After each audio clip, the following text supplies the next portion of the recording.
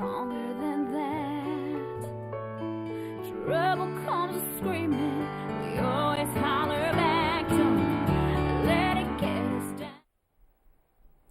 Hello and welcome to another episode of We the People, put on by the Fort Wayne 912.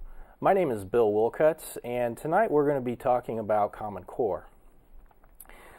Well, first we'd like to suggest to our viewers, if you haven't seen them yet, to go to our website at fortwayne912.com and click on the We the People link.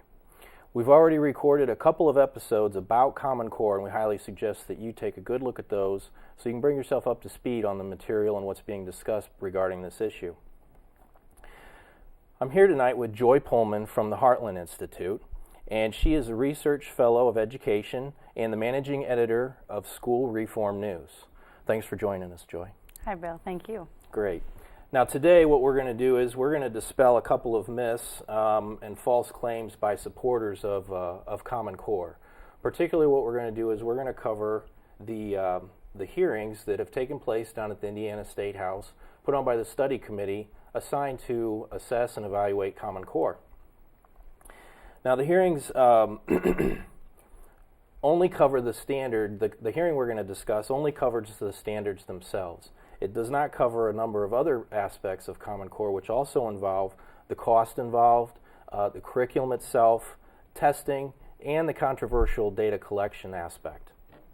So what we do suggest is that you do watch this testimony yourself, which can be seen on the government website, which we'll show on the screen for you. But we do suggest not taking our word for it, but doing your own research. I want to add something real quick. Go ahead. Just to help people if you're coming in new. Common Core is just a list of what a bunch of folks thought that kids need to know at every grade in math and English. So the debate we're having now in Indiana is over whether they're really of a high enough academic quality and whether they're a good choice for the state to make. So the state's been having some hearings on that issue, and they're going to be the State Board of Education is going to decide next spring. So we're going to take a look at what's been happening on that issue as the state discusses it. Good. So we've got a lot of things coming up over the next year, a lot of important decisions being made. So what I want to do first is I want to play a clip here from Glenda Ritz, who is the Indiana State Superintendent of Instruction.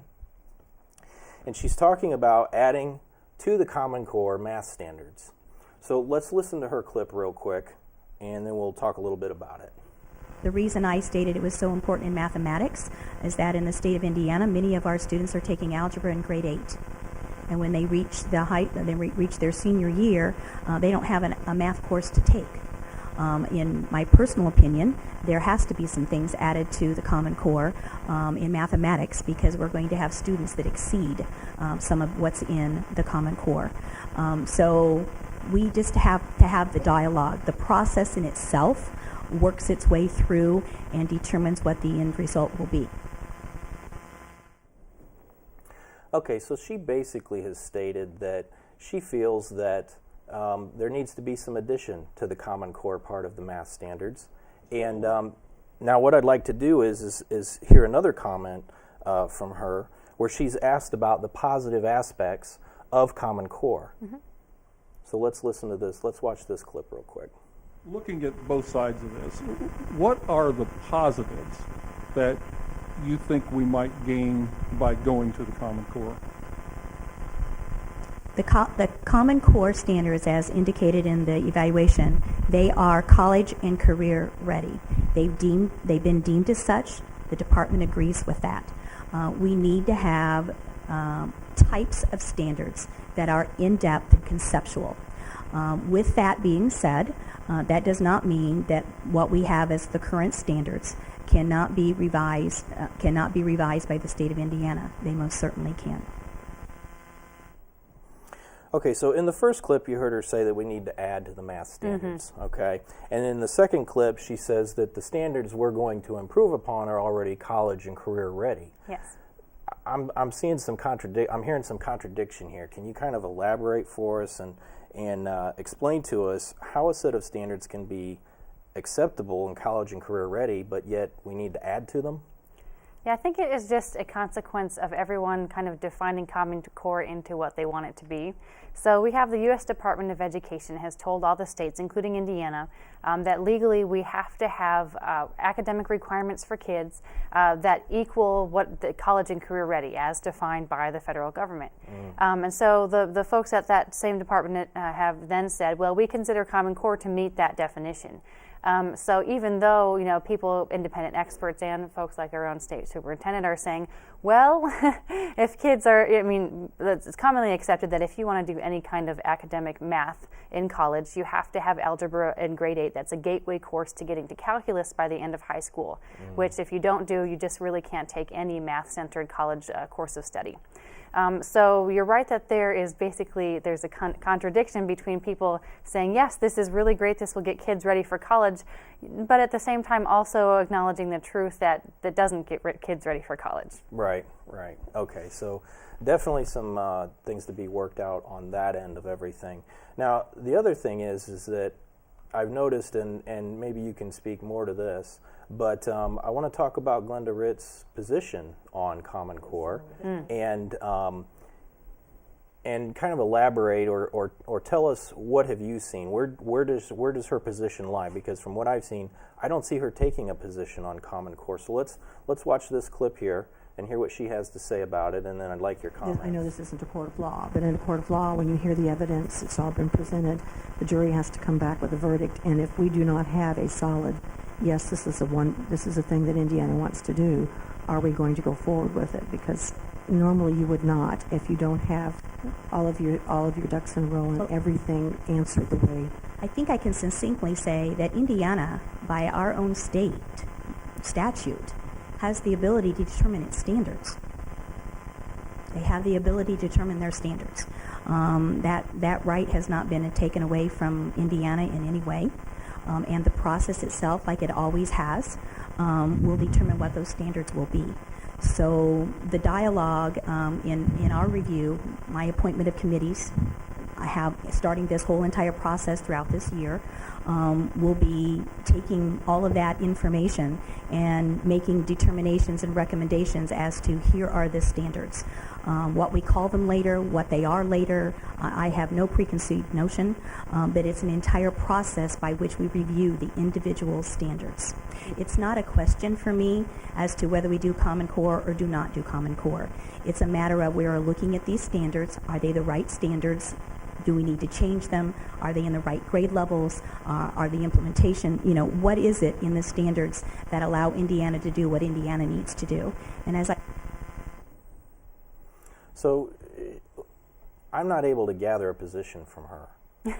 Neither has anybody else, actually. Okay, So I've listened to her, avidly listened to her speak on this topic. I was at that hearing, and I've been at the more recent hearing on testing as well. And so what we hear from Glenda Ritz now in her position as state superintendent is different than what we heard from her during her campaign to become state superintendent, because then she capitalized on the voters in the state who would have ordinarily supported Tony Bennett, her opponent, but instead they didn't like Common Core. So they chose not so they supported Glenda Ritz instead. But she's kind of done a little pivot now that she's become the state superintendent, and she's, but politically, I think she's kind of doing something that Governor Pence is doing. Both of them are saying, well, we are going to let the process decide, the democratic process. We're coming together to have all these meetings to review them, and I don't really have a preference for which way things happen. And I think there's some merit to that, but there's also some silliness, because if you have reviewed the available evidence, which maybe the governor, he has lots of things on his plate, he might not have had time for that yet. But the state superintendent, that's her whole job, to look at, what Indiana should be doing in education. So for someone to say, I don't have an opinion on this thing that is crucial to how we conduct education in this state, seems to me a bit of a dodge. Right. I would have to agree. Okay, so what I'd like to move on to next with you, Joy, is we've got Jason Zimba here, who is a founding member of the nonprofit organization Student Achievement Partners. And I'm guessing he's one of the star witnesses for the proponents of Common Core. He spoke in a 20-minute segment with another individual, but he sounded like he was kind of the expert, maybe the math expert for the proponents. He co-wrote the math standard, the Common Core math standards. Yes, that's right. And Now, what I'd like to do here is just demonstrate some of the misleading comments from the Common Core proponents. Now, he states that Indiana standards, and this is getting very detailed, but he states that the Indiana standards are lacking constructivism in discovering algorithms. And then he is later countered by Bill Evers later on, and I'll play his clip right after that. So let's take a look at, and I want to show these clips so that people are seeing exactly who is saying it and what they're saying for themselves. Third, there are no expectations in the Common Core for students to invent, construct, or discover algorithms. One reason no such expectation can be found is that constructivism, whatever you think of it, is a teaching method, and the standards do not prescribe teaching methods. So he talks about constructivism, which I really don't know exactly what that means myself, but I can did. explain a little bit of it. Okay, that'd be great. Go ahead. Constructivism is kind of a theory of teaching, like Dr. I think he's Dr. Zimba says. That says you should have children not pass on to them the wisdom and the knowledge of people who have learned about mathematics for centuries, but instead it is more effective to have children try to discover a mathematical reality on their own. So in that sense, very small children are asked to think about numbers, to try to come up with theories, and so on and so forth, essentially asking them to act like research scientists when they're very young, which, I mean, there's a big debate about that. So some people are really in favor of it because they believe it gives children control over their education. But I happen to be against it because very young children need to be given knowledge. And then when they have that knowledge, they can use it to be able to go on and act like theoreticians and physicists and so forth. But developmentally, it's really inappropriate to take young children who are not abstract thinkers, who are very concrete thinkers, and ask them to behave like someone who is 4 or 5 times their age. Okay, great. Well, let's go ahead and hear what Bill Evers has to say. He just kind of counters Jason Zimba's comment. Has to do with Mr. Zimba's statement that we don't have student-constructed, student-created algorithms. And so I started right in the math standards and looked in grade 2, and there it says that the students have to produce and develop methods using their understanding. And that's exactly what is being talked about by those of us who complain that these constant references to strategies and so forth refer to these student-constructed algorithms. It's right there. I just started right at the beginning until I found one, and there it is. Okay, so, basically the whole idea of including constructivism in math standards can be debated. But, I think what we're seeing here is that we're seeing people mislead the public, mislead politicians who are making these decisions and evaluating this issue. Well, the real question is, you hear about standards all the time. Well, they ask teachers to teach a certain thing, but how teachers get there is up to them. But what Dr. Evers is talking about is, no, actually, the standards themselves demand that you have a certain method, this constructivism we're talking about. So it's not that how a teacher decides to teach is up to the teacher, because the standards say you must teach this way. Okay, great. So now moving along, I'd like for you to answer this question. What is the Fordham Institute, and what part have they been playing in this Common Core push?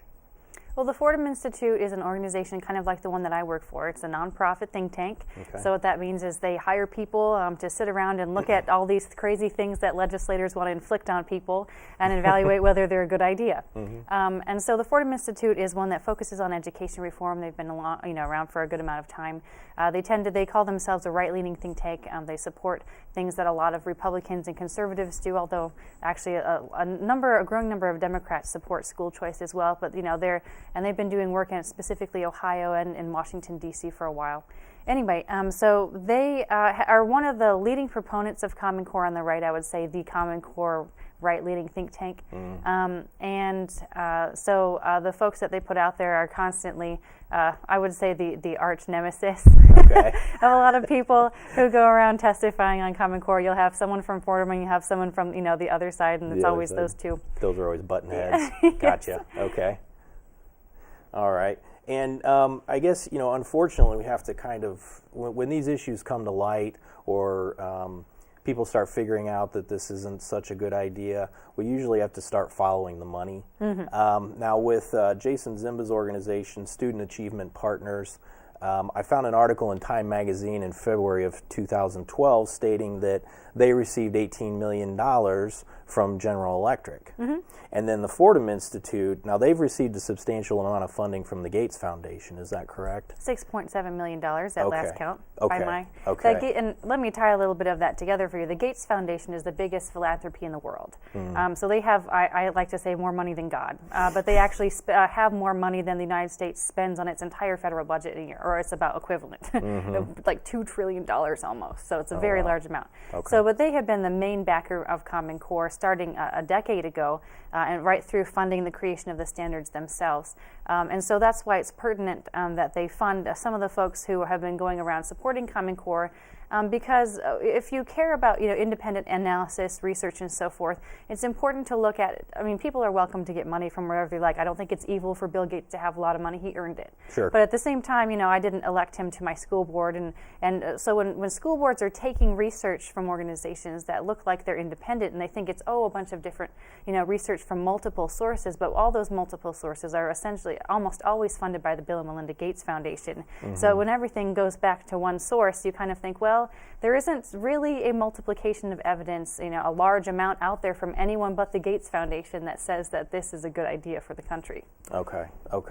And sticking along with the Fordham Institute, they put out a report about the Common Core standards in a comparison to Indiana standards. And that was one of their Gates-funded projects. Right. Okay. Of course. And let's hear what Jason Zimba has to say about that. Review in 2010 concluded that the comparison between the Common Core and the previous Indiana standards was too close to call, so I would not invest that review with more precision than it warrants. Okay, so here he's basically discrediting the Fordham report. And let's go ahead and take a look at an image here. We've got the actual Fordham report. This is, give me just a second here. This is a screenshot of the actual Fordham report. So this will show you how the grading was done, or the results of the grading. And I want to show this to our viewers. So let's take a quick look at that. You can see here that the Common Core standards were graded with a B+ highlighted there at the bottom right, and Indiana's English Arts standards are given a 10 out of a 10, a grade A, which is impressive and fantastic. Right, and so that's by an organization that supports Common Core, but even they think that Indiana's academic standards are better than Common Core. Right. You can read. I actually really like to read this report. Well, you can call it the next one if you want, unless you're planning. So they just say a lot of positive things about Indiana's former expectation for kids, such as in English language arts. Indiana's English language arts standards rarely fall short of exceptional. But two minor weaknesses persist. So they want students to be exposed to multimedia and computer technology in English before high school. And they want some expectations for students of group discussions. But overall, they say Indiana's standards, even with those two minor problems, are still way better, a step above Common Core. Yes, yeah. So moving along here, let's take another look. We have another image here of the bottom line, which is their conclusion, and we'll just cover one sentence in the interest of time. But Indiana's standards are clearer, more thorough, and easier to read than the Common Core standards. There really isn't too much here that I'm seeing where our English and language arts standards are insufficient in any way. They do point out a couple of things, but overall, they're exceedingly good. Now, the next one here is regarding the math standards, and Mr. Zimba is a math expert. I think he has a PhD in mathematics, but he is going on here about the math standards and discounting this report, which, still Indiana got a 10 out of 10. So I don't understand how they can discredit this report coming from a pro-Common Core group, which, I just on the surface, I would say maybe there's a little bias there because they are pro-Common Core. They do get some funding from the Gates Foundation, who's really pushing Common Core. So a phone call or two might kind of sway the grades up a little bit.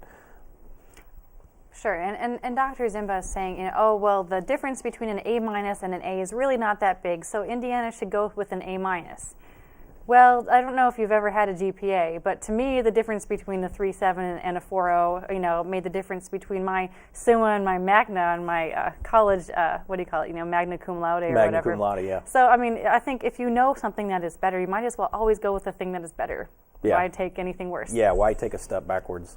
So then we have another section of the report here at the bottom, which I want to draw the viewer's attention to, is that with minor differences, Common Core and Indiana both cover the essential content for a rigorous K through 12 mathematics program. That said, Indiana's standards are exceptionally clear and well presented. Standards are briefly stated and often further clarified with the use of examples, so they are considerably easier to read and follow than Common Core. In addition, they show another discrepancy. The high school content is organized so that the standards addressing specific topics, such as quadratic functions, are grouped together in a mathematically coherent way. But by contrast, the organization of the Common Core is more difficult to navigate, in part because standards on related topics sometimes appear separately rather than together.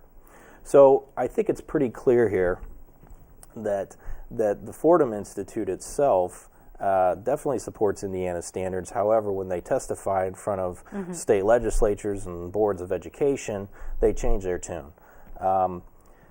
So continuing with the math standards, what I would like to cover next is a couple of comments by Dr. James Milgram of Stanford University. Dr. Milgram is pretty well respected in the community. Very. And he, what's interesting about Dr. Milgram and all these other folks that have testified is that, and we're not going to cover all their credentials as we mention them because they're extremely long and it'd take a lot of time, but he does have extensive credentials. Now, let's take a look at what he has to say. This is an opening remark that he made during his testimony. Here today because I was a member of the validation committee that supervised the writing of Common Core math standards, which I'll call CMS. My view is that it has such serious problems that no state should adopt them at this time. They dramatically lower the base for the bar for students, and the handling of many of the key math topics is not research-based. And the initial handling of some of them was even worse. Since I was the only math content expert on the validation committee, my job was to oversee the development of core standards in mathematics. And the initial draft was very skimpy. The only content in high school in algebra or geometry was half of first-year algebra course. That was all that was initially required by core standards for the high school college and career readiness component. And so that's one point, and maybe the only point where I blew up. And so I was largely responsible for the fact that there's much more now. But that doesn't change my recommendation. Well, the first thing I'll say is he's not exactly Mr. Excitement, but although he did wear sneakers with a bright green insets. Okay. I couldn't fail to notice. Okay, all right, good, because He's got personality somewhere. Yes, he does. So anyway, he goes on. I think he makes it pretty clear, and he's not happy with the standards. Oh, yes. And from his comment, it sounded like they were extremely feeble prior to his involvement, and he said he blew up. So he was not happy with what they had originally presented. Now then, there's another aspect here. I mean, what can you say about his comments and him himself, if you wouldn't mind just sharing a little? Well, there is a lot to say, but I'll focus on I think the bottom line for math standards that I think it's important for people to understand. So Dr. Milgram, so besides being a Stanford University professor, he was the only math content expert that was kind of on the committee that served as the final gate for Common Core. He was the only one, who had the math ability to look at those standards and say whether they were high quality. From a mathematician's perspective, from a content perspective, and he does not think that they are high quality. I would think that should contain a little bit of weight, carry some weight. And, sure. But his bottom line, there are a number of things. So, for example, Common Core does not contain a complete algebra or geometry course. It leaves out a lot of things that have historically been considered important to include in those courses as a foundation for later math. Right. Same thing with Algebra 2, only half of Algebra 2. So they'll tell you, oh, we have algebra, we have geometry. Well, not all of it, and so forth. But the other thing that is really important that he points out is that Common Core math basically would put U.S. students 2 years behind our international competitors. The best states in the United States expect kids to take algebra in grade 8, but our best international peers expect students to take algebra in grade 7. So Common Core doesn't expect students to take algebra, a watered-down version of algebra, until grade 9, and then there's some extension of that through the rest of their high school careers. So that's just an illustration of when he talks about it being watered down, being low quality, that's some of the things that he means, some substance behind those kind of basic conclusions. So it's not only watered down, but delayed. Yes. So they may not get the same content that a 7th grader in another nation.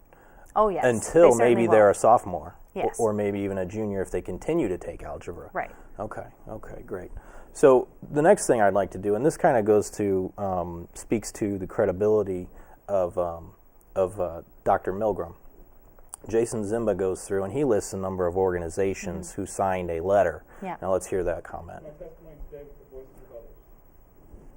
The letter I have with me today calls the Common Core standards, quote, an auspicious advance in mathematics education. The letter describes the standards as rigorous, but requiring strong implementation. It concludes, this is not the time to turn away from our good fortune. We hereby express our strong support for the Common Core state standards for mathematics. This letter is signed by the following learned and professional societies, the American presidents of the following learned and professional societies: David Vogan, President, American Mathematical Society; Robert Devaney, President, Mathematical Association of America; Nathaniel Dean, President, National Association of Mathematicians; Irene Fonseca, President, Society for Industrial and Applied Mathematics; Alistair Urquhart, President, Association for Symbolic Logic; Hans Kunsch, President, Institute of Mathematical Statistics; Marie Davidian, President, American Statistical Association; James Rosnowski, President, American Mathematical Association of 2 years. Okay, so he goes on for about another 30 seconds listing people and organizations. Now, what I'd like to cover next is, and here is well, we won't cover that right now. We're kind of running out of time, but Dr. Milgram goes on to explain that this is just kind of a standard thing. Yes. That sometimes you as a mathematician, you'll get a letter saying, "Hey, we need your support." And so it really kind of discredits the whole who's list. asking you, say, sure, here's my name. My buddy, yeah, I'll go ahead and sign the letter and send it back to you. So, Joy, thank you so much for being with us today. This is really all we have time for right now. One thing that I want to reiterate to our viewers is that we covered the hearing on August 5th, which does not cover testing, curriculum, and so forth. And like we say, we want you to do your own research and as well make sure that you look through things thoroughly. We want to thank everybody for joining us today in our discussion on Common Core. Again, you can follow up with Joy through the Heartland Institute at heartland.org, and you can go to our website to view this episode and other Common Core episodes at fortwayne912.com. The Fort Wayne 912 meets on the third Tuesday of every month at the Classic Cafe at 4832 Hillegas Road from 6:30 to 8:30 p.m.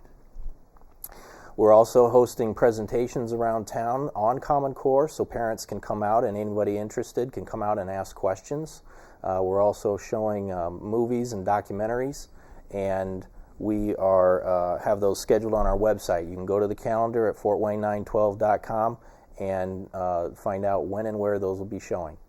Again, I'm Bill Wolcutz with the Fort Wayne 912. Thanks for joining us.